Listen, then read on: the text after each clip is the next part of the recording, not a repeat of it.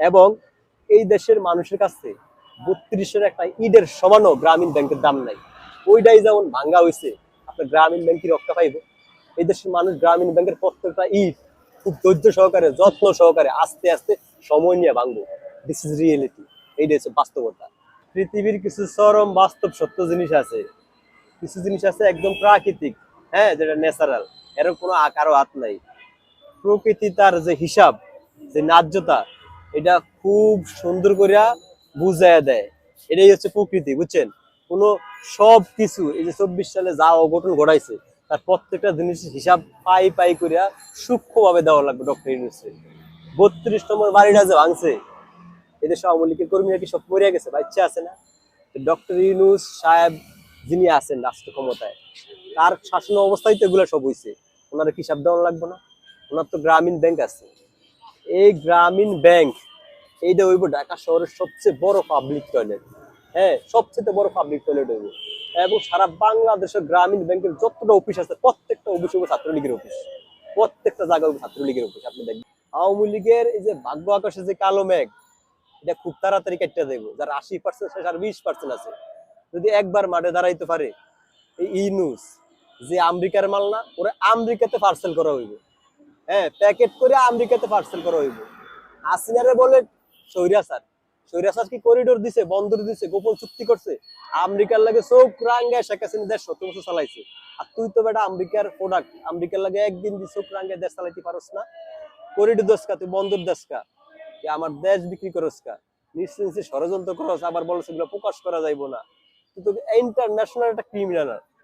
এটার হিসাব পায়ে পায়ে দেওয়া লাগবে। দেখবেন সময় খুব কঠিন একটা জিনিস, বাস্তবতা কঠিন জিনিস, একদম পায়ে পায়ে বুঝে দিব ডক্টর ইউনূসে।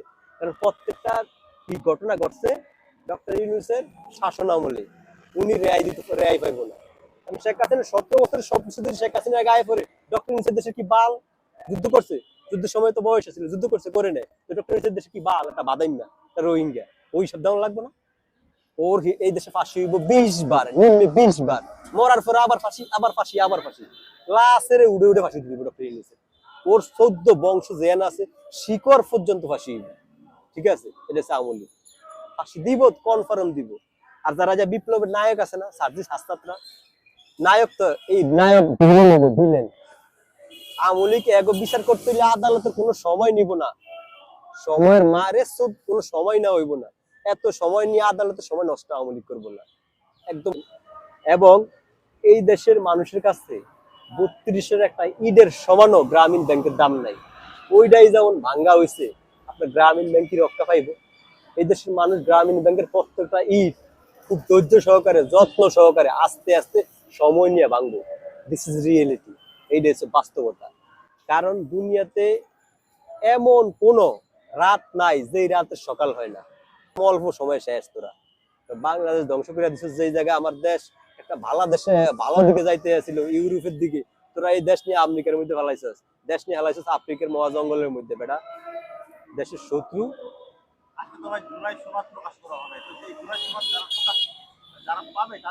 জুলাই সনদ তো শুধু একটা কাগজের নামেই তো, একটা কাগজে জুলাই সনদ সাইন করবো না? এটা যদি পাত্র খোদাই করে সাইন করে, কোনো লাভ হইব না, কোনো লাভ হইব না। ওই বাংলাদেশ আওয়ামী লীগ ছাত্রলীগ যদি একবার মাঠ দখল করতে পারে, লাইটটা এক একটা আটলান্টিক রফর ফাটাইবে একদম বিমান সারা। জুলাই সনদ করুক, এটা তো কাগজ, এটা লোয়া দেখলো তো হইব না। মেয়ে কি হইব? করুক, এগো কাম এরা করে, আওয়ামী লীগের কাম আওয়ামী লীগ করবো। বেটা, এই দেশে তুই এনসিপি সুদাইছিস বেটা, সারা বাংলাদেশে তোকে জনপ্রিয়তা, সেনাবাহিনী টাঙ্কির মধ্যে যায় ফলাস, জনপ্রিয়তা কই বেটা? শহীদ মিনারে এই লোক হয় না 3000, লাস্ট এই হাইকোর্টের তো পাগল টাগল সব নিয়ে 300 টাকা করে নিয়ে তুই মানুষ দেখা যাচ্ছে তার মানুষ আছে। বেটা, জনপ্রিয়তা এত সহজ জিনিস বেটা?